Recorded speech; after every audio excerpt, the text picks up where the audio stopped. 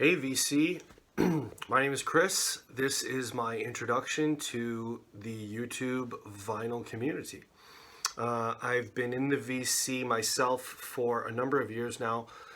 I've always wanted to make a video, never really had the guts to do it because I always felt that my collection wasn't good enough or wasn't big enough to really compete with so many of you that are out there. You know, there's so many people that have these massive walls, like, Mazzy or something, these massive walls of, 20 cubes of records, and they're all filled. And I've got my, like 8 cubes over here that aren't even quite filled. So, yeah, I've never really taken the jump, but now I've seen all these vinyl tag videos and the best of 2021 videos, and it really just made me want to dive in and get into it. I'm hoping that this will bring on like a lot of conversation with some people, with obviously people who are in the VC that want to talk about records. I've got a lot of people in my life who I talk about records with, and they don't really care that much because they're not in the VC, and I feel like I'm kind of just blowing hot air because they're just sort of nodding and not really contributing to the conversation. So I'm really eager to have some people that I can actually interact with who are on my level of record collection, and they want to have these conversations and talk about cool things. So yeah, this is my introduction. My channel is Stylus Meets Vinyl. This is my collection behind me. I figured I'll just do a little bit of this introduction and kind of like a history of me as a vinyl collector. So I've been collecting albums now for 6 or 7 years. However, there's been kind of varying degrees of actual progress in that time. Now, when I was young, so my parents were they had a good vinyl collection when I was young. It's my first impression of records, and I remember, my mom, back here. This is my Beatles section here. My mom had a whole bunch of Beatles records, and I remember one day, probably as a teenager, I think my parents were talking about getting rid of their collection, and I told them, no, don't get rid of it. I want it someday. When I move out, I want it. And so they kept their word. They did not get rid of their records. Eventually, when I moved out, I got the collection at my place. And along with this record player right up here that you'll see, that was also my mom's. So that was my first turntable that I started to use.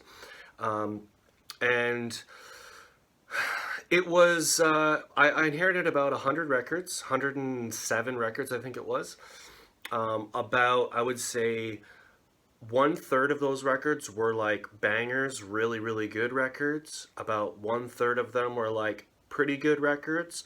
And then about 1/3 of them were crap, like dollar records. So I started off with the 107 or so, and they were all very, very dirty. I was playing them on the turntable here, and it just didn't really sound very good. I didn't have a great setup. I didn't have a dedicated listening space. And so I was kind of hot and cold on it for a little while. And then the turntable broke down. I have another turntable, my main setup, my main one over here, which I'll show you. I couldn't use that. I had that one too. That was my dad's that I inherited from him. And then that one had a broken belt as well. So the collection kind of lay dormant for a little while. I didn't really get it repaired for like a number of years. So it's kind of hard to say when I actually got into the VC. It was, unofficially it was 7 or so years ago, but officially it was about three and a half years ago. I got my turntables fixed. I started to purchase a bit more records, go into the record shop. And then actually once COVID hit, well, actually in 2020 was when I really started to get into the online vinyl community. I started watching a lot of videos. I was watching a lot of Dylan from Noble Records. If anyone's not watching him, you should be. He's great with just kind of showing you cool records that you may not have heard of, or records to pick up. So you definitely want to give him a follow if you're not already. I got into his channel and I started watching a lot of other vinyl records, vinyl videos on YouTube. And then the pandemic hit. I got laid off. I was at home. I found myself at home for a really long time. I had already started entering my record collection into Discogs at that time. But once I got laid off and the pandemic hit, I was at home all the time, that I really got into it. I finished cataloging everything. I ordered a spin clean off Amazon. I started to clean all my records because they were really dirty. 40 plus 50 some odd years of dust that was on these old records that I had gotten from my parents, especially these Beatles records here. So yeah, I had all this time. I cleaned all my records. I put outer sleeves on them. I got the MoFi inner sleeves. I started to get into the proper record collecting, and the proper dues of being a record collector. So it really kind of took off from there, but it was touch and go because obviously the pandemic was going on, and sometimes the record shops weren't open. There were various stages of lockdown. I was living in Toronto at the time, Toronto, Canada, and I would try to get out to the shops when I could, but it was just we all know kind of how that was going. We couldn't really get out to the shops. So I just invested in my collection, invested in cleaning it, making it better, and from there it really just took off. I started going to the record store more frequently. I don't really like buying records online. I don't think I've ever bought a record online because for me, I love the dig. I love going to the store, not really knowing what you're gonna find, flipping through the records, seeing some familiar ones, seeing some ones you've never heard of or seen before. You might discover some ones that maybe you didn't even know you were looking for, but you see it and you're like, okay, yeah, I'm gonna get this. So I really loved that idea of crate digging.